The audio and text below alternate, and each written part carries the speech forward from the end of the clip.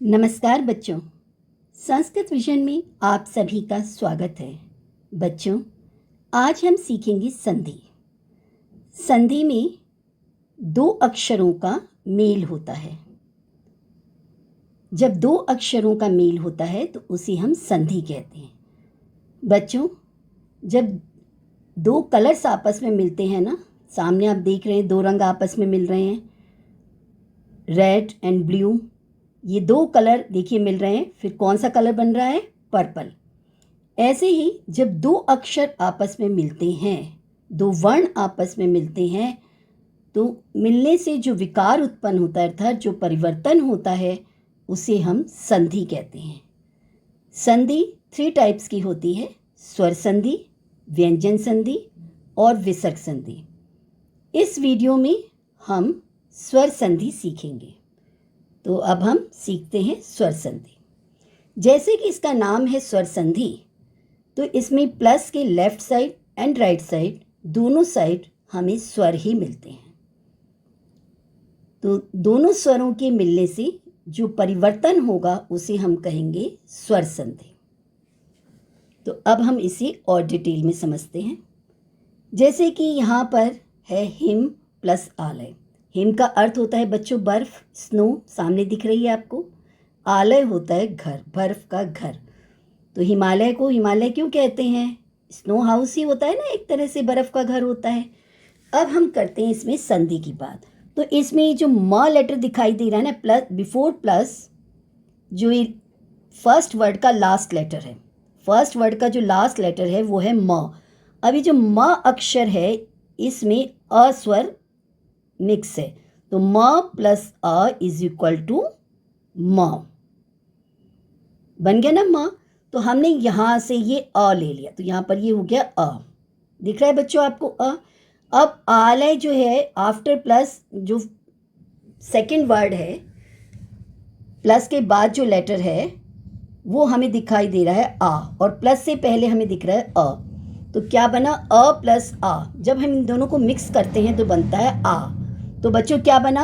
Him plus आलय is equal to हिमालय। अ प्लस आ इज इक्वल टू आ। तो आपने क्या देखा?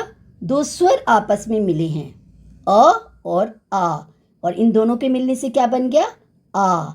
तो हिम प्लस आलय इज इक्वल टू क्या बना बच्चों? सामने दिख रहा है ना आपको, हिमालय। अब हम आगे और डिटेल से समझते हैं। दीर्घ संधि। स्वर संधि का फर्स्ट पार्ट है दीर्घ संधि। दीर्घ संधि जैसे कि इसका नाम है ना, दीर्घ यानी कि बड़ा, तो इसका रिजल्ट हमेशा बड़े स्वर में आएगा, दीर्घ स्वर में आएगा। ह्रस्व स्वर होता है स्मॉल स्वर, जैसे अ, ई, उ। ये जो प्लस से पहले स्वर है ना, अ या आ, ई या ई, उ या उ, री या री, इसमें जो फर्स्ट लेटर है ना, ये सारे ये ह्रस्व स्वर हैं। ह्रस्व स्वर हो या दीर्घ स्वर हो, प्लस के लेफ्ट साइड और राइट साइड दोनों साइड ह्रस्व स्वर हो या दीर्घ स्वर हो, स्मॉल स्वर हो या कैपिटल स्वर हो, आंसर हमेशा बड़े स्वर में ही आएगा। यहाँ देखिए दीर्घ में भी द में बड़ी ई की मात्रा है ना बच्चों, बड़ी ई की मात्रा है ये दीर्घ में, ये बड़ी ई की मात्रा नजर आ रही है ना। तो दीर्घ संधि में ध्यान रखिएगा, मात्राएं हमेशा बड़ी होती हैं रिजल्ट में। प्लस से बिफोर प्लस और आफ्टर प्लस तो स्मॉल और कैपिटल स्वर हो सकते हैं, लेकिन आंसर हमेशा कैपिटल स्वर में ही जाएगा, दीर्घ स्वर में ही जाएगा। जैसे आ, ई, उ, री।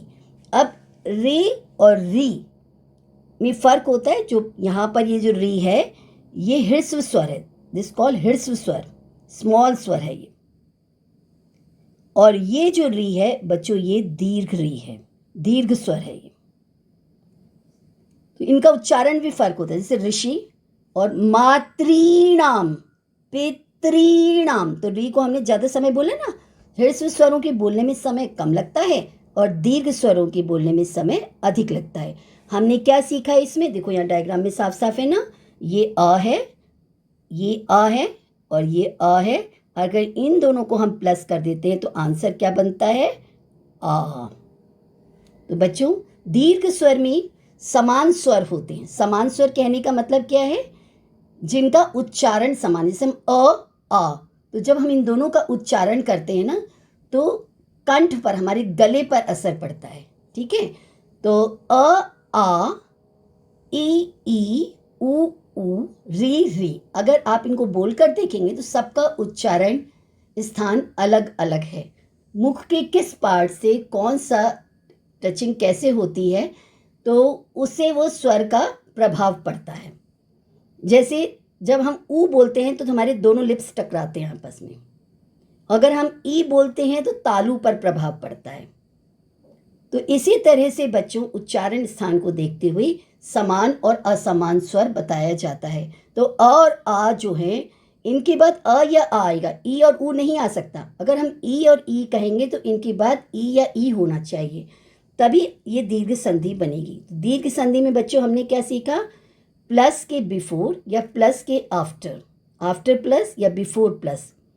अगर सेम साउंड के स्वर होते हैं, समान स्वर होते हैं, हृस्व और दीर्घ हो सकते हैं, वो बात अलग है, लेकिन समान होने चाहिए, तो आंसर दीर्घ स्वर में आएगा। जैसे कि अभी हमने लास्ट में देखा था ना, हिम प्लस आलय, अ प्लस आ था, वो भी समान स्वर था, तो वो भी दीर्घ संधि का ही एक एग्जाम्पल था। अब यहाँ देखिए दीर्घ संधि का एग्जाम्पल, इस पिक में आप देख रहे हो नंबर 1 है, स्मॉल है, और नंबर 1 बिग है। तो ये स्मॉल नंबर और ये जो बड़ा नंबर है, दोनों मिलकर जो है नंबर बड़ा हो जाता है, लार्ज हो जाता है। तो ये दीर्घ संधि में क्या होता है? समान स्वर, जैसे यहाँ पर है आ, यहाँ पर है आ बच्चों, कदा में, और अपी में क्या स्वर है? आ। तो आ प्लस अ हम क्या बनाएंगे? आंसर आ बनाएंगे। तो कदा प्लस अपी क्या बना? कदापि। यहाँ पर को कदापि दा लिखा है ना, दा में क्या है? द प्लस आ। ऐसे ही बच्चों कवि प्लस ईश, कवि में क्या है बच्चों? छोटा ई है, और ईश में क्या है? बड़ा ई है। दोनों मिलकर क्या बन जाएंगे? बड़ा ई। तो देखिए यहाँ पर कवीश में देखिए बड़ा ई है ना। ये जो दीर्घ संधि होती है ना, इसमें मात्राएं हमेशा बड़ी होंगी। जैसे गिरीन्द्र में देखिए गिरी प्लस इंद्र, सूक्ति में देखिए सु प्लस उक्ति। ये छोटी छोटी बातें होती हैं जिनसे हम अपना नंबर अच्छे भी बना सकते हैं और कटवा भी सकते हैं। अगर हमने सावधानी रखी तो हमारे नंबर बढ़ जाएंगे। हमें यह ध्यान रखना है, जब समान स्वर होंगे तब रिजल्ट जो होगा वो बड़े स्वर में आएगा, दीर्घ स्वर में आएगा। देखो कदापि, कवीश, गिरीन्द्र एंड सूक्ति। अ आ ई उ। ये प्लस से पहले भी हो सकते हैं और प्लस के बाद भी हो सकते हैं, पर अ या आ होगा तो उसके बाद अ या आ ही होना चाहिए। अ या आ के बाद ई नहीं होगा इस संधि में। ठीक है, तो समान स्वर वाली संधि है ये दीर्घ संधि। तो बच्चों अब हम करते हैं नेक्स्ट गुण संधि। गुण संधि, जैसे कि इसका नाम ही गुण है, तो जो गुणवान व्यक्ति होते हैं वो क्या करते हैं बच्चों? पोलाइट होते हैं, दूसरों के आगे झुकते हैं। तो झुकने में क्या है? मात्राएं छोटी हो गई हैं। तो दीर्घ संधि में मात्राएं बड़ी थी, लेकिन गुण संधि में मात्राएं छोटी हैं। देखिए यहाँ पर ये दिखाई दे रहा है ना, ए ओ अर, आर नहीं है, अर है, र भी हलंत है। अब अ या आ मिलेगा तो बनेगा ई या ई। ठीक है, ये गुण संधि का नाम ही गुण है। गुण में क्या होता है? मनुष्य दूसरों का आदर सत्कार करने के लिए झुक जाते हैं।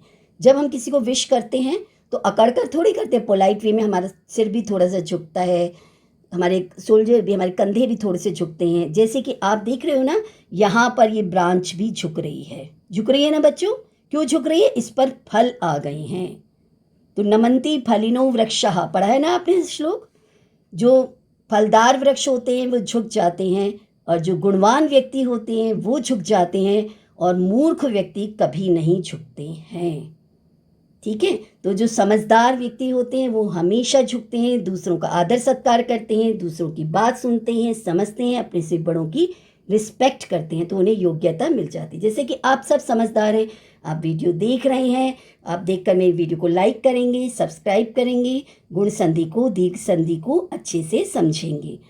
तो बच्चों अब हम इसके कुछ एग्जाम्पल करते हैं। जैसे सूर्य प्लस उदय। सूर्य में क्या है बच्चों? देखो बिफोर प्लस क्या है? य लेटर दिखाई दे रहा है, तो य में क्या है आपके पास? य प्लस अ। तो हमारी संधि के लिए कौन सा वर्ड कौन सा लेटर आएगा? अ। दूसरा है उ, तो सूर्य प्लस उदय, यहाँ पर उ है ना, तो अ प्लस उ इज इक्वल टू ओ। फिर है यथा प्लस उचितम, इसमें क्या है? आ है और यहाँ पर उ है, तो बच्चों आ प्लस उ क्या बनेगा बच्चों? छोटा ओ या बड़ा ओ? औ या ओ, राइट, छोटा बने। गुण संधि में स्मॉल स्वर होते हैं। देखिए हमने फिर से देखते हैं, यहाँ पर हमने करा था ना, ये ए ओ अर, अ या आ के बाद ई या ई आता है तो आंसर ए होगा।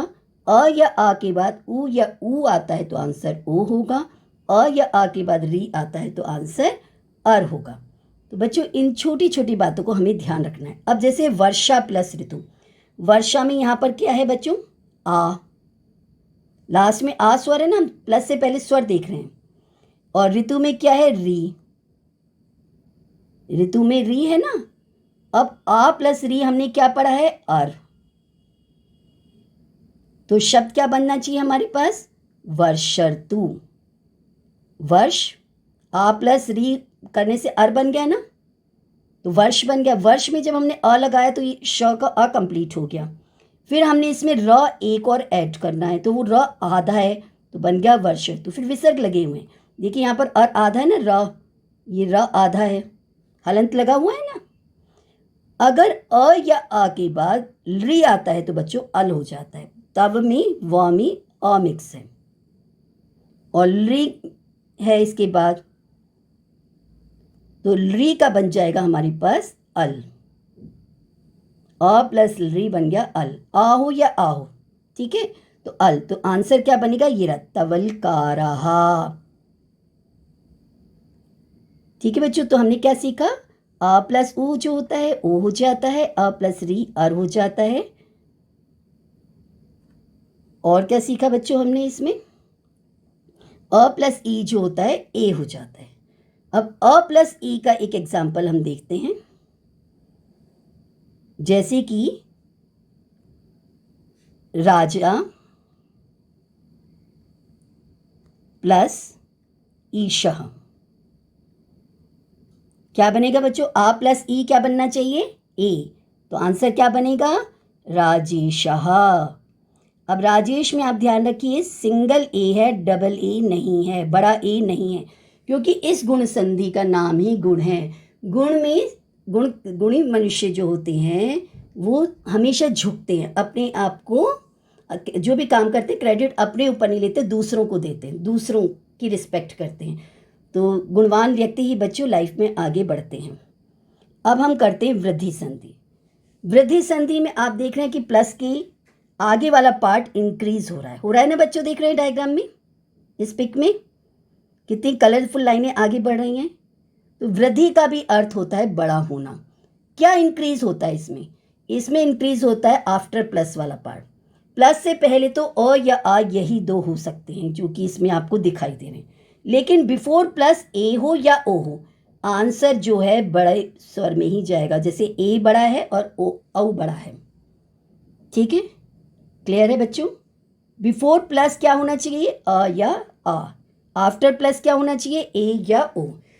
अब हमने जो स्वर बड़ा करा था दीर्घ संधि में भी करा था, दीर्घ संधि का भी नाम था दीर्घ, यानी कि बड़ा हो जाता था स्वर, लेकिन उसमें क्या कंडीशन थी? सेम साउंड के स्वर थे, उसमें अ या आ के बाद अ या आ ही आ सकता था, अन्य स्वर नहीं। इसमें अ या आ के बाद ए या ओ दो लेटर एक्सेप्ट हुए हैं, तो अगर अ या आ के बाद ए या ओ आता है तब तो वृद्धि संधि होगी, और अ या आ के बाद अ या आ ही हो तो दीर्घ संधि होगी। तो बच्चों इस संधि की पहचान बहुत जरूरी है। इसमें क्या होता है? आफ्टर प्लस वाला पार्ट ही इंक्रीज होता है। अब हम देखते हैं कुछ उदाहरण। देखिए, मत प्लस एकता, अ प्लस ए, आ है और ए है, ता जो है ना बेटा बच्चों, ता, ये ता प्लस आ इज इक्वल टू बना है ता, तो हमें क्या मिला इसमें से? आ, तो हमने कहा आ प्लस ए। अब आफ्टर प्लस क्या है? ए, तो इंक्रीज क्या होना चाहिए? ए, तो क्या बन जाएगा ये? आई।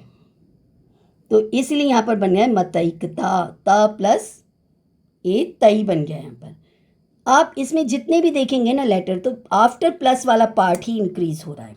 जैसे कि हमने यहाँ पर देखो डायग्राम में भी हमने देखा था ना बच्चों कि आफ्टर प्लस वाला पार्ट इंक्रीज होता है, हो रहा है ना आफ्टर प्लस वाला पार्ट। तो ऐसे ही यहाँ पर भी एग्जाम्पल्स में भी हम क्या देखेंगे कि आफ्टर प्लस वाला पार्ट इंक्रीज होता है। तो जो ता प्लस ए जो बन गया तई। अब इसमें क है, तो क में क्या है, क प्लस अ क होता है ना, तो इसमें हमने अ उठाया और यहाँ से हमने ए लिया, तो आंसर क्या बन गया, आई। तो एक प्लस एक क्या बना, एक कई कहा। डबल ए की मात्रा आ गई ना, छोटा ए नहीं है यहाँ पर, बड़ा ए है। अब है धन प्लस एशना, तो क्या यहाँ पर भी सेम यही है, देखो नई बन गया। यहाँ पर नई किसके बना, ना प्लस आई। तो आ है ये और ये ए है, तो अ प्लस ए क्या बनता है, आई, जैसे कि यहाँ पर सामने दे रखा है। अब सेम ऐसे इसमें आ प्लस ए तो क्या बनेगा, आई। सदा प्लस एव सदैव। अब आ प्लस ओ है, तो कौन सा लेटर बाद में है इसमें, आ प्लस ओ। तो हमने डायग्राम में क्या सीखा था कि आफ्टर प्लस वाला पार्ट इंक्रीज होता है, तो ये पार्ट इंक्रीज हो गया, तो ये बन गया औ। तो आंसर क्या बन गया, महूजहा। तो यहाँ पर देखो ये महोजा शब्द हो रहा है, यहाँ पर महा प्लस ओजहा अगर हम करेंगे महोजहा बन जाएगा। तो बच्चों समझ में आया आपको ये संधि अच्छे से। अब हम करते हैं यण संधि। यण संधि में बच्चों जैसे कि य लेटर आप सामने देख रहे हो ना यहाँ पर य, तो इसके आंसर में हमें य व र ल ये पार्ट मिलते हैं। ये आंसर किसी में भी नहीं आएंगे, केवल इसी में आते हैं यण संधि में, य व र ल। मतलब स्वरों को हम मिक्स कर रहे हैं लेकिन आंसर किस में जा रहा है, व्यंजन में। यही यण संधि की खासियत है। यण, य लेटर ध्यान रहेगा ना आपको, य व र ल। य बोलोगे तो य व र ल अपने आप ही रिकॉल हो जाएगा। आप अपने वर्णमाला याद कर रखिए ना, य व र ल लास्ट में आपने पढ़े होंगे, का खा गा के ग्रुप के बाद ही य व र ल का ग्रुप आता है। इसमें क्या कंडीशन होती है कि बिफोर प्लस ई हो, ऊ हो, री हो, और इनके बाद भिन्न स्वर होना चाहिए, सेम साउंड नहीं हुआ, क्योंकि अगर सेम साउंड हुआ तो हमारी दीर्घ संधि हो जाएगी। हिम प्लस आलय जैसे था हिमालय। केवल दीर्घ संधि में ही समान स्वर होते हैं, किसी अन्य संधि में समान स्वर नहीं होते हैं बच्चों। यण संधि में अगर ई और ई प्लस से पहले है, अगर प्लस है बच्चों ये, इससे पहले ई है या ई है और उसके बाद अगर आ जाता है, तो ई और ई जो है ये पार्ट जो है वो य बन जाएगा, और आ से लगकर प्लस आ बन जाएगा, तो बन जाएगा ये य, कंप्लीट य हो जाएगा। ऐसे ऊ का है, ऊ के बाद अगर कोई अन्य स्वर आ जाता है, जैसे कि हम कहते हैं स्वर संधि का नाम है ना, तो ये भी यण संधि का एग्जाम्पल है। जैसे कि मैंने कहा सु प्लस अर, सु प्लस अर है, तो ये हमने क्या देखा, ऊ और ऊ जो होता है वा बन जाता है, तो ये जो ऊ है ये वा बन गया। वा में जब हमने ये अ मिक्स कर दिया तो क्या हो गया, वा पूरा हो गया। तो हमारा आंसर क्या बन गया, स्वर। सु प्लस अर क्या बन गया, स्वर। संधि का नाम क्या है, स्वर संधि, और स्वर संधि का पार्ट हम कौन सा कर रहे हैं, यण संधि। री जो है वो रा बनेगा और जो री है वो ला। कंडीशन ये है कि आफ्टर प्लस सेम साउंड के लेटर नहीं होने चाहिए। सेम साउंड के लेटर बिफोर एंड आफ्टर केवल दीर्घ संधि में होते हैं, किसी अन्य संधि में नहीं होते हैं। अब हम इसके कुछ एग्जाम्पल देते हैं। जैसे सु प्लस आगतम, तो इसमें क्या है, ऊ और आ। ऊ को किस में चेंज करना था बच्चों, वा में, तो वा प्लस आ क्या बन गया, वा। तो आपको यहाँ पर वा दिख रहा है ना, तो सु प्लस आगतम क्या बन गया, स्वागतम। ऐसे गुरु प्लस आज्ञा, इसमें भी ऊ जो है वो वा बन गया है, यहाँ पर ऊ जो है वा बन गया, और वा प्लस आ क्या बन गया, वा। तो यहाँ पर भी वा देखें, ये जो रा दिख रहा है ये दे रहा है आपको, ये गुरु के रा का, रा प्लस ऊ रू था। इसमें जो ये रा था ये रा प्लस ऊ था, तो जब हमने ऊ हटा लिया तो बचा क्या, रा। तो ये रा आधा था तो ये ऊपर पहुँच गया। अब इसमें भी ध्यान दीजिए, जो रा की मात्रा है वो आ की मात्रा के ऊपर लगी है। ध्यान से देखिए इसको, इस शब्द को, गुरुवाज्ञा को। व के ऊपर क्यों नहीं लगाई बच्चों? हमने बोला गुरुवाज्ञा, गुरुवाज्ञा बोला है ना, लेकिन हम क्या कर रहे हैं, आ की मात्रा के ऊपर लगाए। व के ऊपर क्यों नहीं लगाए बच्चों? इसका भी एक लॉजिक होता है, बताती हूँ आपको। व्यंजन जो होते हैं ना, अधूरे होते हैं। आधा अधूरा इंसान क्या किसी की हेल्प करेगा जो खुद ही हेल्पलेस है। लेकिन स्वर जो होते हैं ना, स्वयं राजन्ते इति स्वरः कहा जाता है, अपने आप में पूर्ण होते हैं स्वर। तो जो अपने आप में पूर्ण होगा, स्ट्रांग होगा ना, वही अपने कंधे पर दूसरे का वजन उठा सकता है। तो यहाँ पर आ स्वर ने र की मात्रा को अपने कंधे पर बड़ी प्यार से बिठा रखा है। क्लियर बच्चों? मातृ प्लस आज्ञा, इसमें क्या है, री है प्लस आ है। री है, री, और उसके बाद लग गया है आ। ये री है, इसके बाद है आ। री स्वर के बाद अगर आ स्वर, सेम साउंड का स्वर नहीं है, तो री किस में चेंज होगा? र में। तो मातृ शब्द जो है, ये जो मातृ शब्द है, इसमें ता है प्लस री है। अब री को अगर हमने रा बना दिया तो ता तो आधा ही रहा ना, तो इस आधे ता में अगर मैं र ऐड कर देती हूँ तो क्या बन जाएगा बच्चों? त्र। तो ये त्र आपको यहाँ दिखाई दे रहा है, और त्र में जब आ स्वर लगा तो त्रा बन गया, मात्राज्ञा। मातृ प्लस आज्ञा क्या बना? मात्राज्ञा।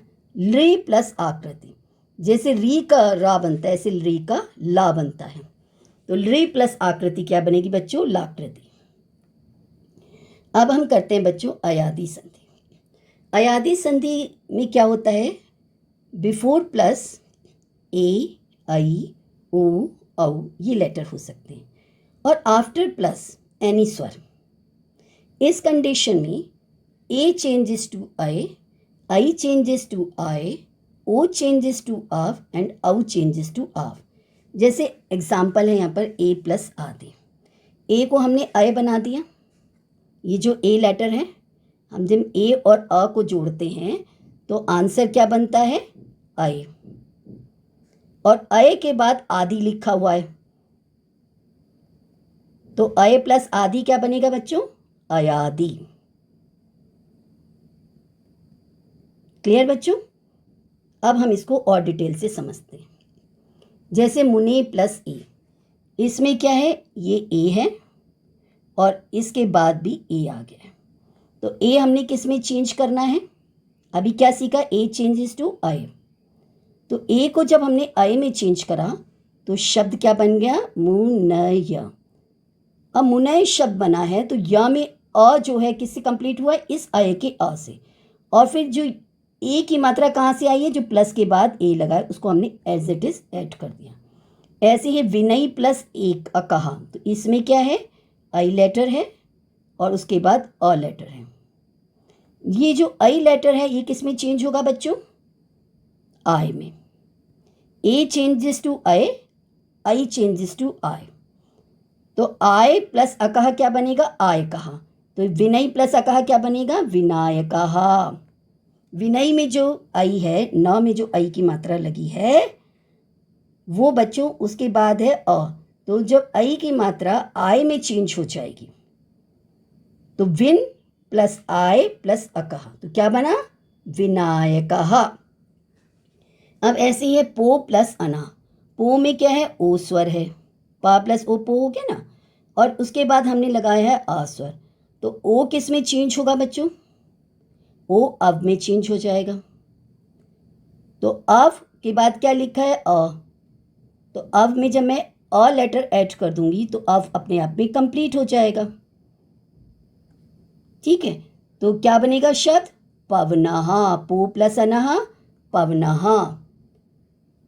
पो का क्या बना? पा में जो ओ था उसको हमने अव बना दिया। क्लियर?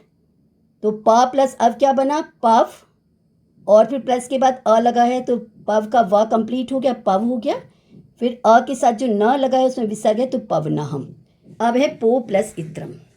पो प्लस इत्रम में देखिए प लेटर है, उसके बाद ओ लेटर है। अब ये जो ओ लेटर है इसको हम क्या बनाएंगे? अव बना देंगे। अव बना दिया तो इसमें प प्लस अव हो गया, क्योंकि ओ तो चेंज हो गया, तो हमारे पास प प्लस अव बना पव। अब इस पव में अगर हम इत्रम जोड़ देते हैं तो क्या बनता है बच्चों आंसर?